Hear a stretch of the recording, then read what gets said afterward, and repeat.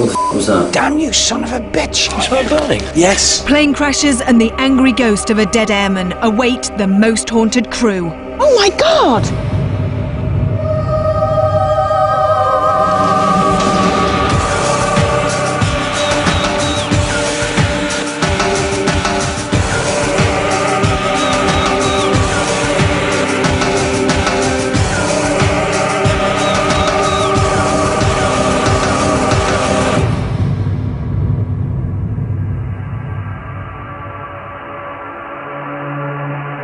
Hello and welcome to Most Haunted.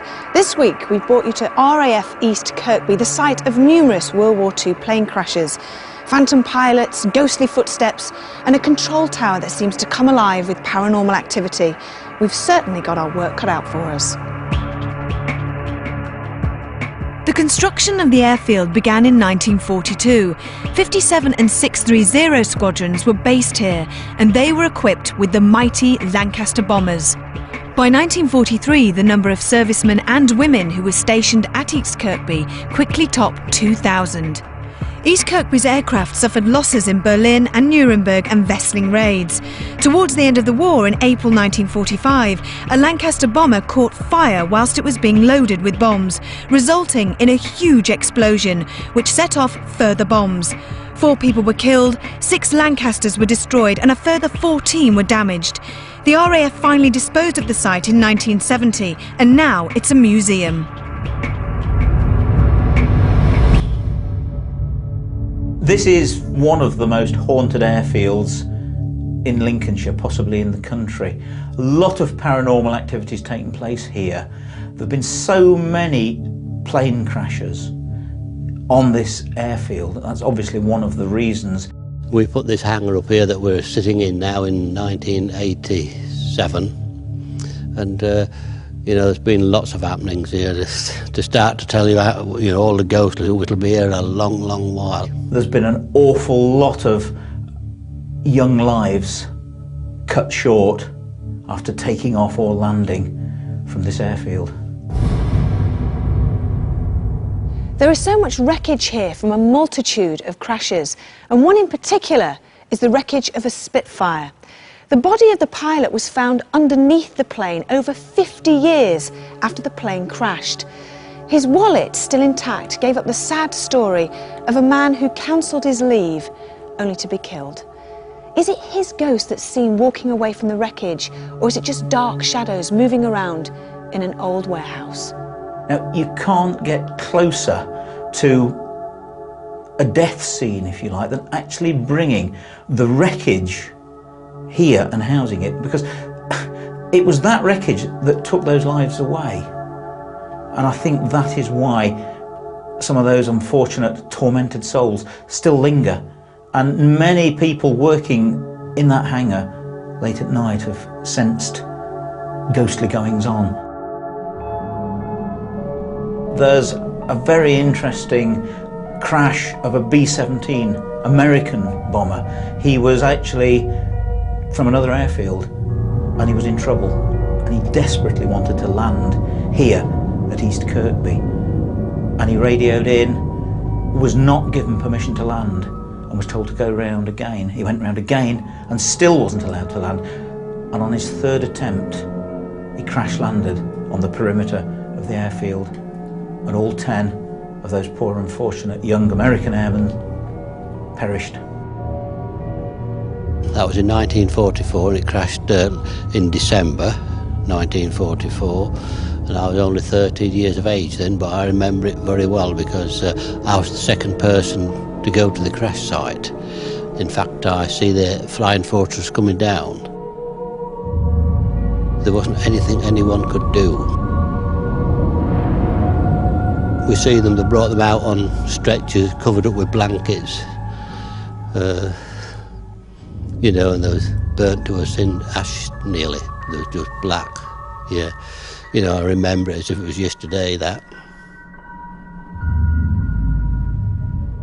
An American airman's been seen wandering along this airfield towards the control tower. Now, I believe that that is possibly the captain, the pilot of that plane, actually making his way across this airfield to go into that control tower to, if you like, have it out with the controllers to see why they wouldn't let him land. And I think that's why his tormented soul still lingers around this airfield to this day.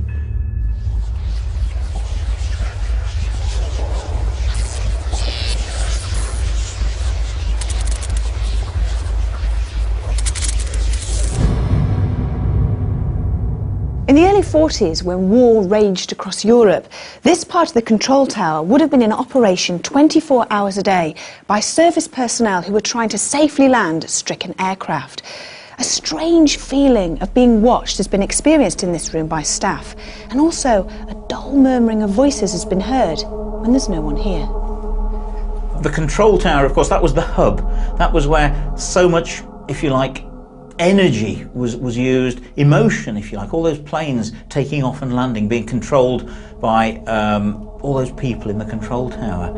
And there's all sorts of strange things going on. Lights have been seen. Obviously, for a long period of time, there was no electricity in that building, and people caravanning used to report seeing green lights shining all through the night, and then they'd go along in the morning to have a look, and of course, no electricity, no light switches, but there was a light on.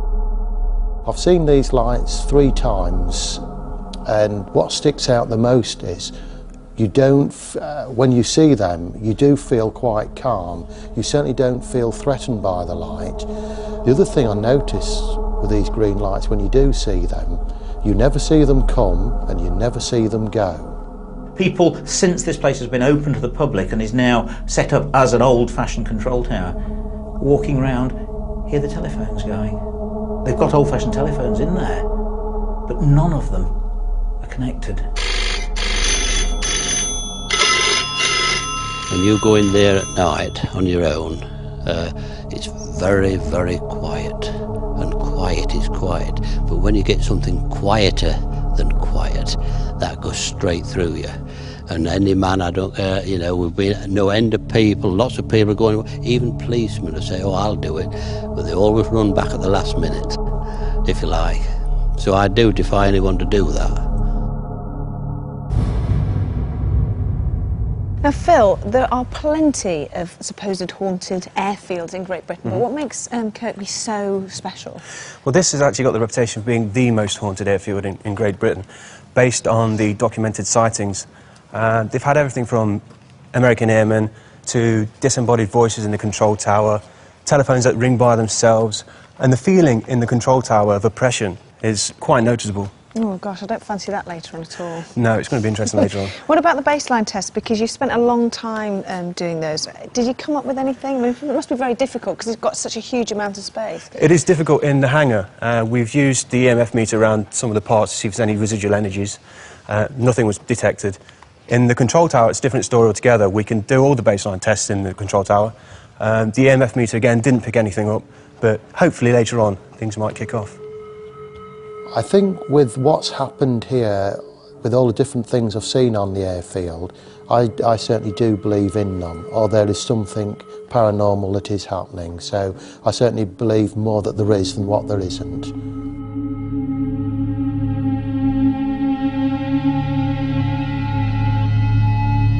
As the temperature dropped to freezing and the night descended, the airfield didn't look so friendly anymore.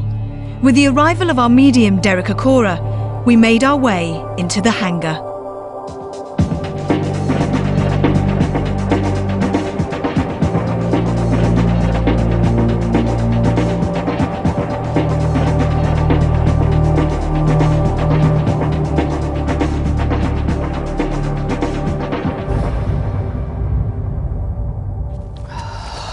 Well, it's warmer in here, isn't it? Yes, yes. This is an amazing place. It's absolutely fabulous, isn't it? Do you need some time to see if you can pick anything up and have a walk Can round? we just have a little walk round, Yeah. Ivy? Yeah, thank you. There's one thing I am picking up on the psychic level, is that I do not, at this point in this hangar, pick up any negativity, ill feeling, even towards us and the team. I feel there's a great interest, which I'm glad to pick up. A great interest, like as if there's an observance. Now, this observance, and it's only on you know, my left side, so to speak, is if I've got 1, 2, oh good, 3, if not 4 observers. They seem to separate themselves, but they seem to be the same type of people. One of them is quite funny, actually, because although I'm not getting a voice, the name was part given and it was taken back. Can we just continue walking, Ivy? Yeah. Over this side here, Ivy. Great sorrow is an attachment to these conditions and the heat, all, you know, coming back and surrounding us here in the residual energy. And I feel the last moments of the sheer terror of knowing this person is not coming back. Henderson, is that the name? Henderson. I'm not sure whether he was in control, but I feel all the remnants of energy of that name here. Henderson. And there's a sergeant also, but that's not Henderson. And I feel as if I've got 2 visitations, 2 men who come here. They're not grounded. They come in visitation. Right.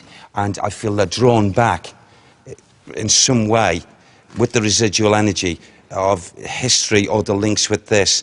And it's like the last moments, as if they were shouting to each other, knowing they were doomed. They were doomed. Their last moments. So you've got Henderson. Who's this other chap then? The only way I can put this, it's like the comradeship of their togetherness. Like best brings best, yes. And they relied on each other. So much so, like brothers. And, who? Say it again.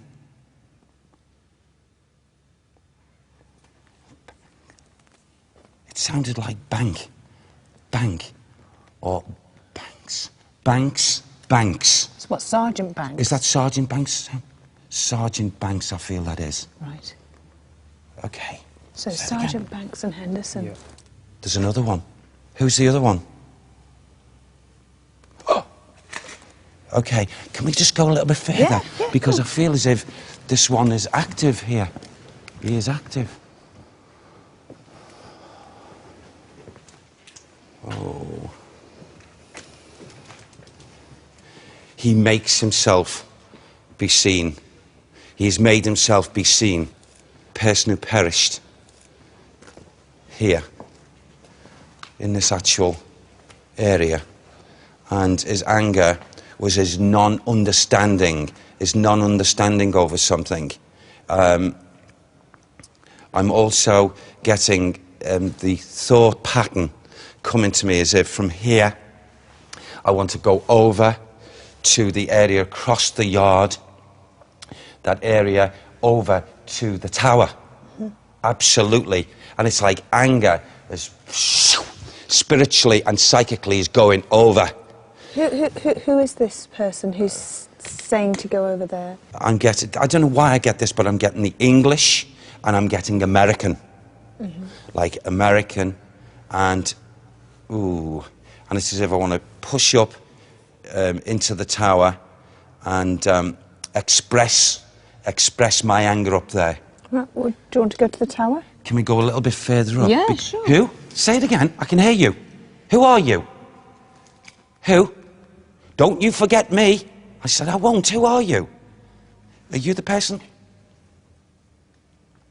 I've got to give it because it's coming through strong now. It's not just the mental imagery and it's not internal. And he keeps on saying, and he's saying it very clearly, my name is John Pullum. Everyone forgets me. Why are they forgetting me? That's what he wants to say. Why are they forgetting me? Right. Deering comes here as well. My good friend Deering. Deering. He keeps on saying. Well, who's Deering? He was strong. He was strong. He had strength. He had bravery. He helped us, Deering. Deering.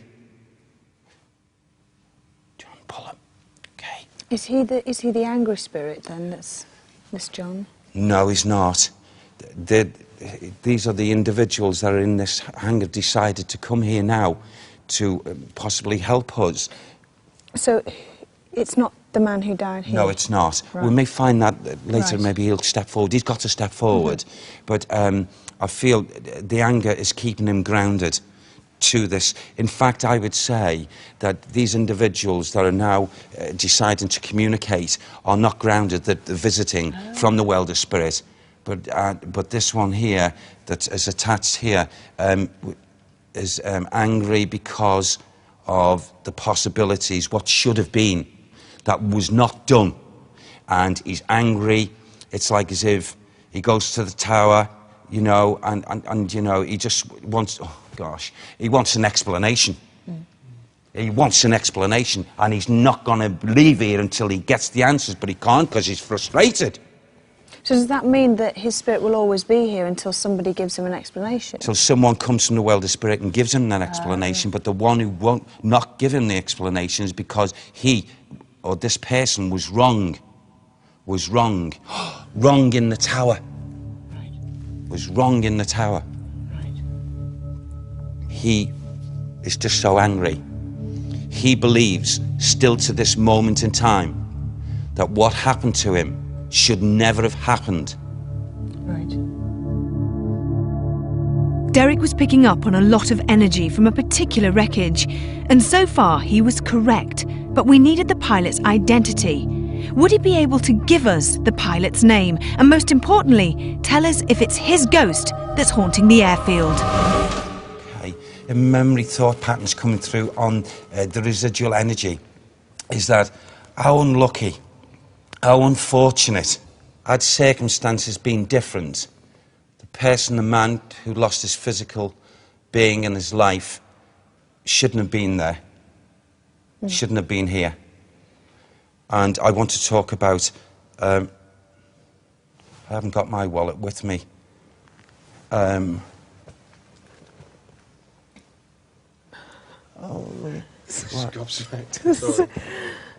He was supposed to be doing something else, and he couldn't go there, or he couldn't be where he wanted to be. And he volunteered. He said, I might as well go up, because I can't put something in this wallet that he's concerned about. Oh. Tell me what, first of all, before I do this, are you picking anything up that could be in this wallet? I feel there's a piece of paper, a document, something here that has he to collect. Had he gone to collect, he wouldn't have gone down. Any idea what it was he was going to collect? He didn't have something, please give it to me, please. Your energy is draining back, please come back. Help him, Sam. He loved vehicles, this man. He loved cars.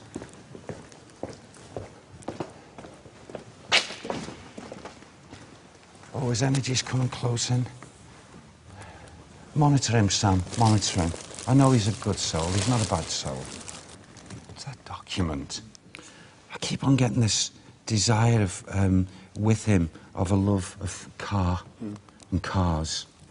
The actual documents that were in the wallet. That's a document that you might have been talking about. There's the motor thing, yes. This is his energy.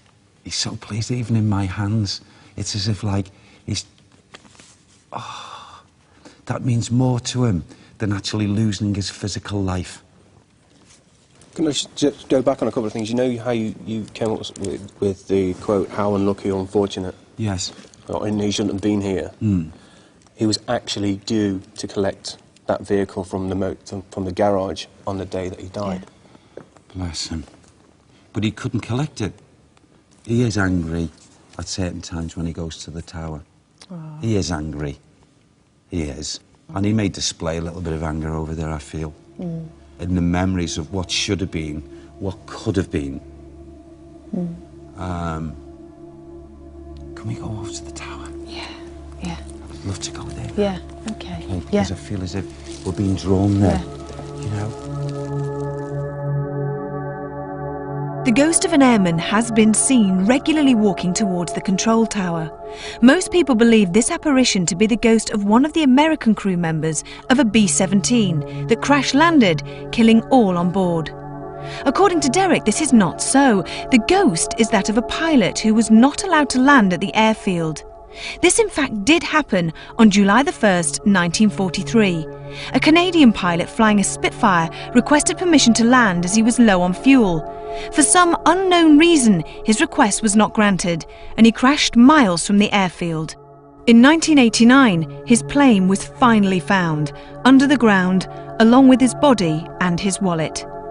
We still needed to know the pilot's name, and Derek thought the control tower would reveal the answer. They're so angry. As he was stamping down with his fists. God damn you, son of a bitch. God damn you, son of a bitch. You could have let me come down. Why did you keep me up there? I'm Norman. I'm Norman. Norman. Don't.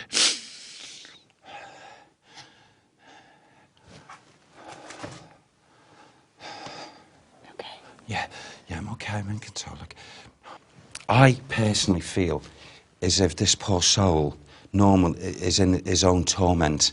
Right. He's intelligent enough to realise that, which is a change, and he's been told that there is another place by his comrades that also lost their lives. His next point, there's only one more thing to go for him in mind, and that is to get this apology. An apology. But he's not going to get that, is he? He holds on to this torment that he still feels is attached here. But I've also got to point out, he's certainly not a spirit person that deserves to still be in this atmosphere. He should have gone on. He was a good soul, he was an honourable man, and he deserves to be in his rightful place. Right. He shouldn't be grounded here. So if Derek was correct, Norman Watt, the young Canadian pilot, was still here, haunting the airfield to wait for an answer as to why he couldn't land. Now that Derek had named the mystery pilot, he felt drawn back to the hangar, as he thought we might experience some activity.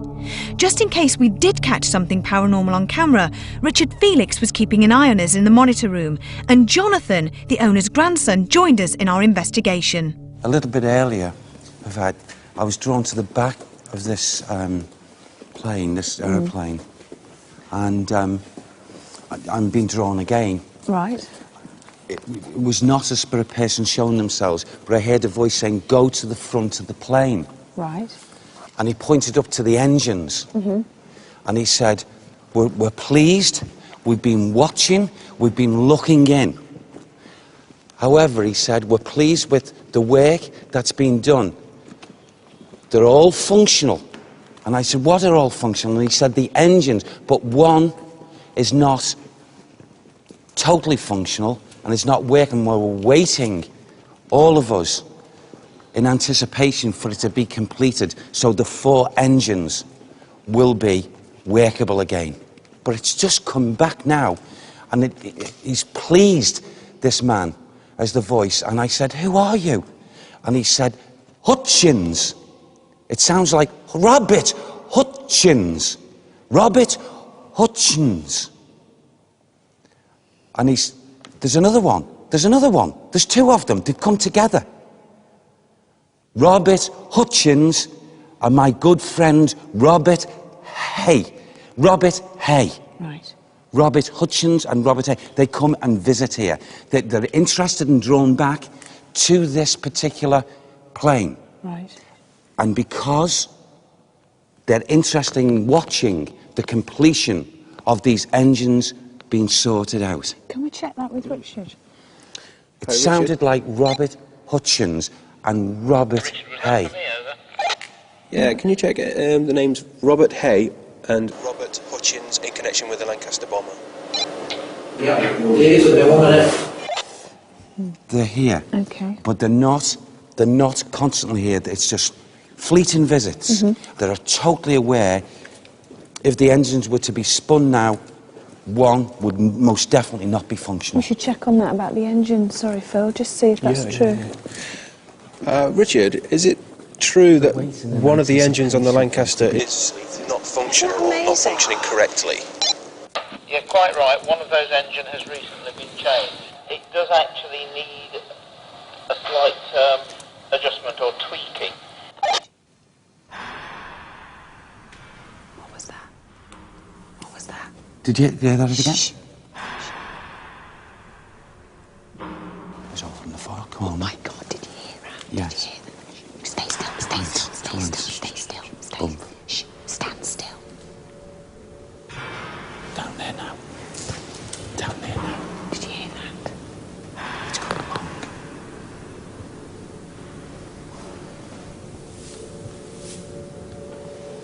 Oh, shh. Just do it again.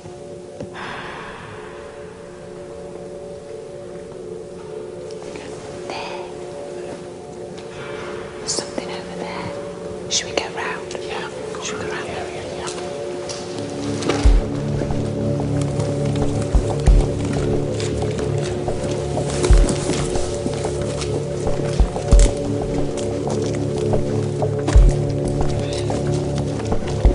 It was over here, wasn't it? Yeah.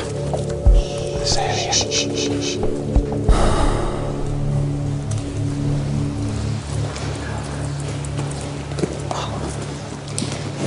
Both John, just there. Yeah.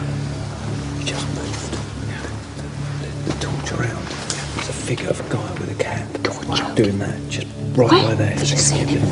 That's a Yeah, okay.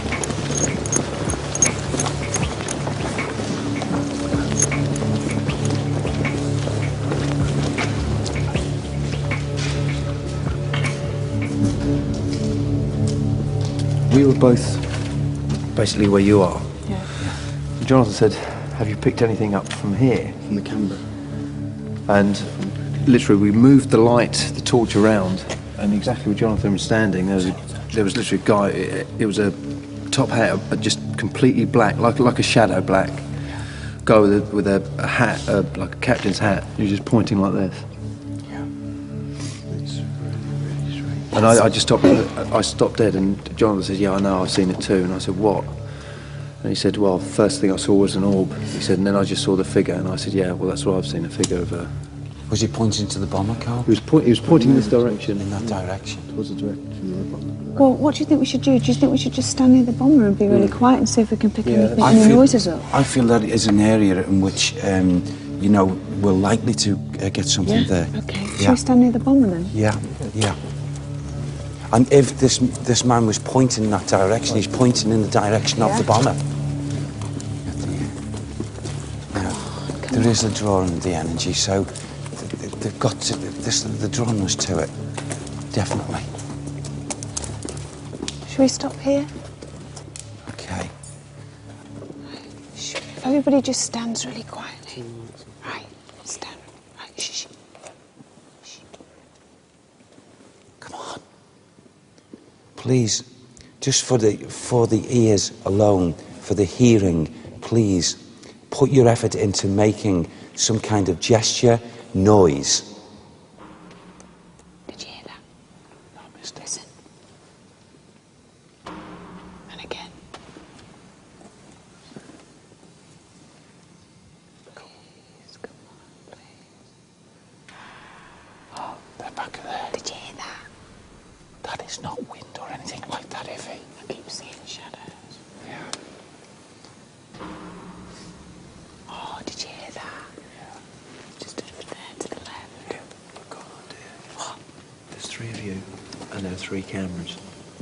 Okay. Why don't each one of you take a cameraman and go into a separate corner? Yeah. If anything happens, you can call the others to you. How's that? Okay. Great. Yeah? Yeah. Yeah. Derek, Okay. which corner would you like to go in? That corner. Yeah. Yeah. Yvette, which one would you like to go into? That one.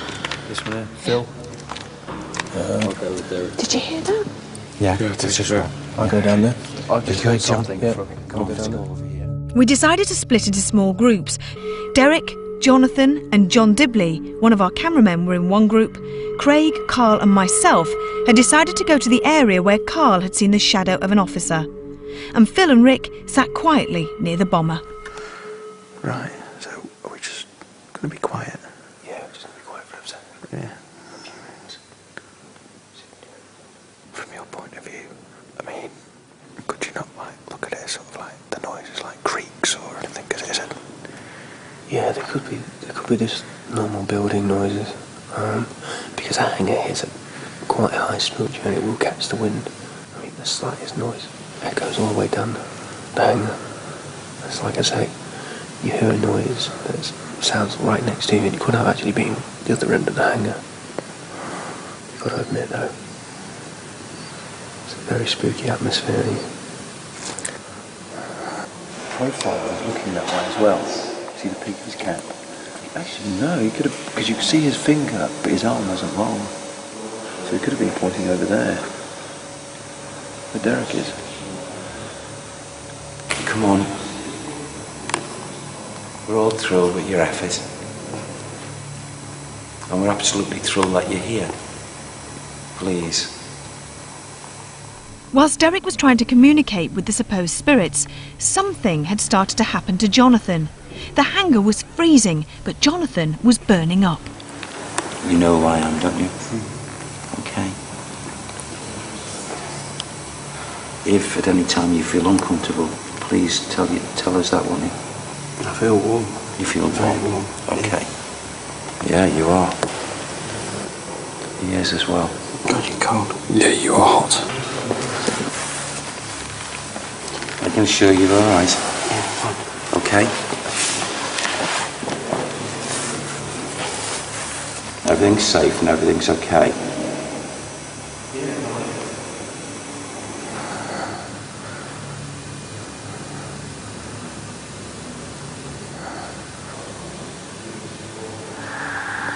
Oh, big orb.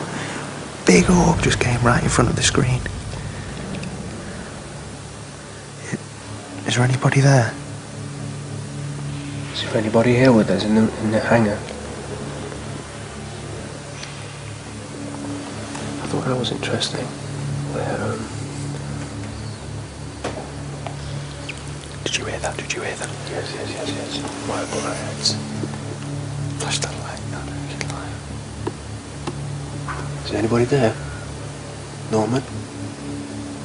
You here? Anybody here with us now?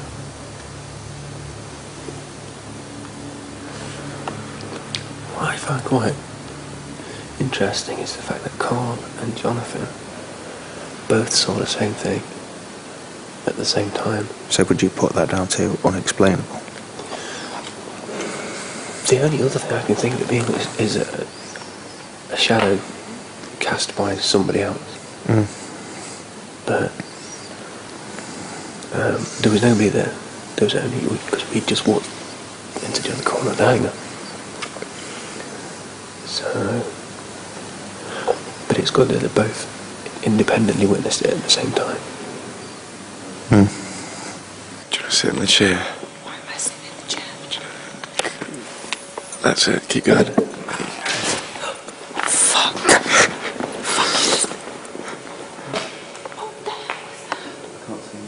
But what was that? I think it was... Something fell from above. Something fell Nothing from... can fall from above. Yeah, but it did.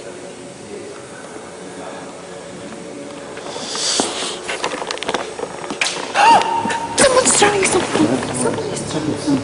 Something is throwing something. Something rolled on the floor. No, it didn't. It hit the glass. There's glass there and it hit the glass, I'm telling you.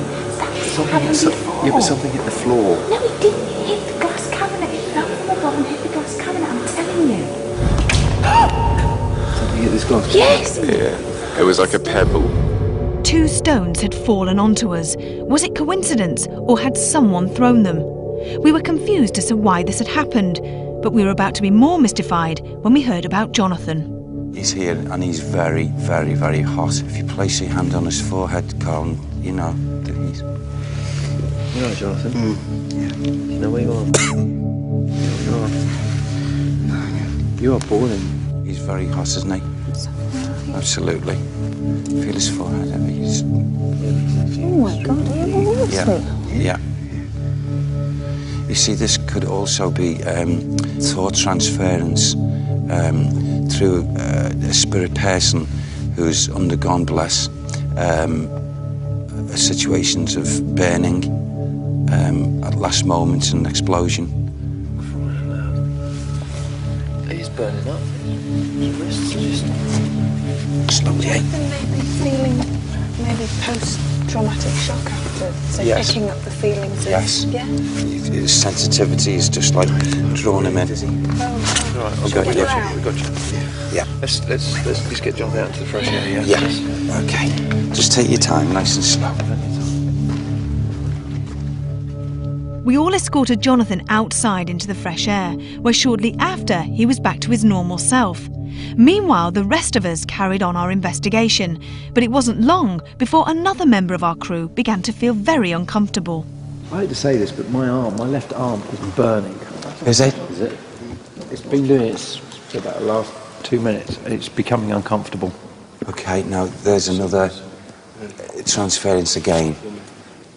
And again, this could be the reflection of certain things that had happened to these poor men in a scenario, being stuck, being burnt, and blessed and not being able to do a thing about it and having to go through that experience. It's really like on fire. It's really uncomfortable. Yeah. Okay. You made your point on this. Right.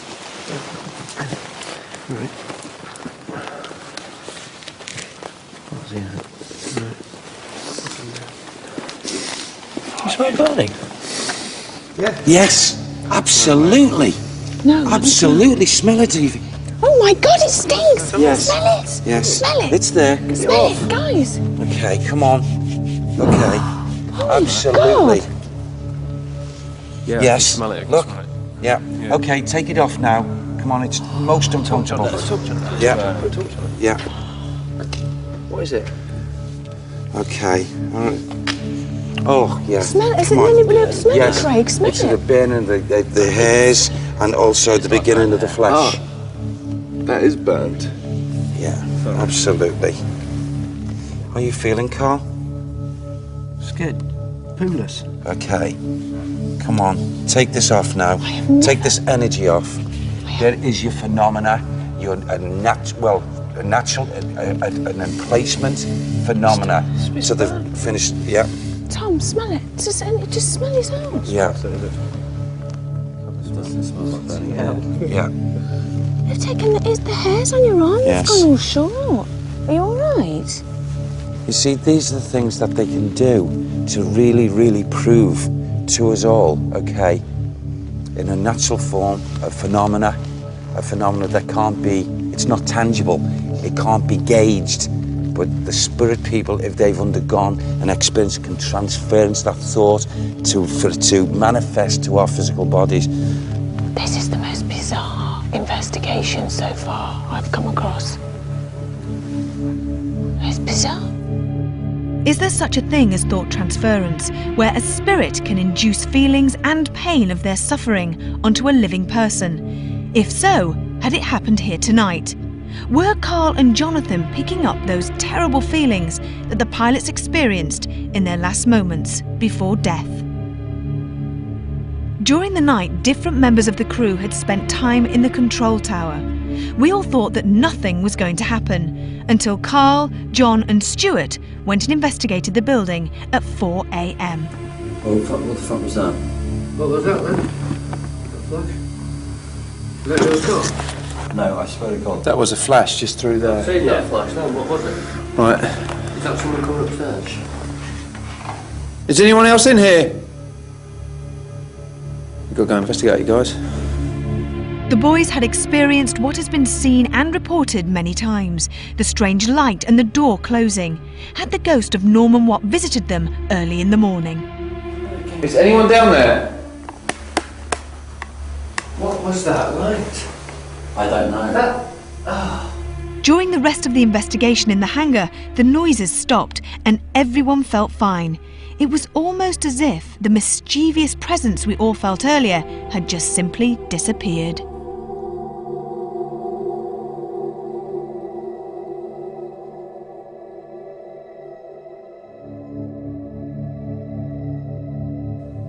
There were so many items and artefacts here for Derek to actually pick up on. Bits of metal that had actually taken lives away. I knew it was going to be good, and we certainly weren't disappointed. It didn't take me long to understand that there was an individual, a man who to this present day has felt he's not got the answers really for basically why he had to physically perish in such a horrid way. I think when Derek picked up on Norman Watt, the poor unfortunate Spitfire pilot, there's absolutely no chance whatsoever that Derek would have known anything about that before he came here. I'm convinced of that. His atmosphere was really, really surrounding me. And he put into my mental thoughts a wallet. The fact that he actually said that he'd lost something, and of course it was the lad's wallet, and that wallet is actually here in a polythene bag in a drawer. Even I didn't know about that. I'm totally convinced that Derek actually got through to that lad.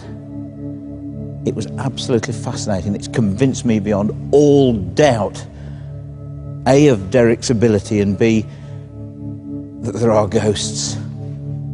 This place is most definitely very active.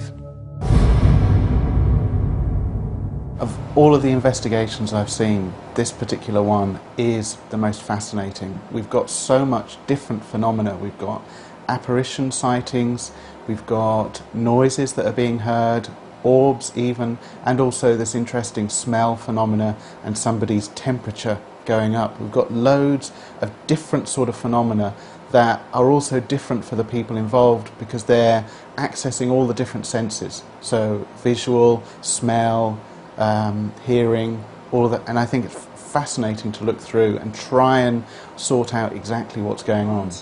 But something in this wallet that he's concerned about. Derek comes up with some fantastic information about a departed pilot, and it's very compelling for the crew and for us watching when he mentions about a wallet. This is fantastic information because it is very, very personal and not something that could be guessed. You know, it's not a high probability statement, as it were. So it's good sort of evidence that we're looking for. You smell burning? Yes, absolutely. No. Absolutely, smell it, Evie. Oh my God, it stinks! Yes. Smell it! Yes, Smell it! it's there. At some point, Carl feels that his arm is burning and actually says, "Oh, my arm's burning," and then the crew start to react and they touch it and they also smell burning. Look. Yeah. Now, Okay, all take of the it off crew smell it independently, so there may have been a factor of group conformity and suggestion and people like bouncing the ideas off each other, and that would increase the intensity of the smell. But everybody smelt the burning immediately, and certainly there's no indication of any sort of fraudulent practice here of Carl going off and putting lighter fluid or anything on his arm. This, I'm going to maybe eat my own hat and say this is some fantastic, genuine phenomena. Well, what a fantastic night. I don't think myself or the rest of the crew will ever forget RAF East Kirkby. Until the next time, sleep tight.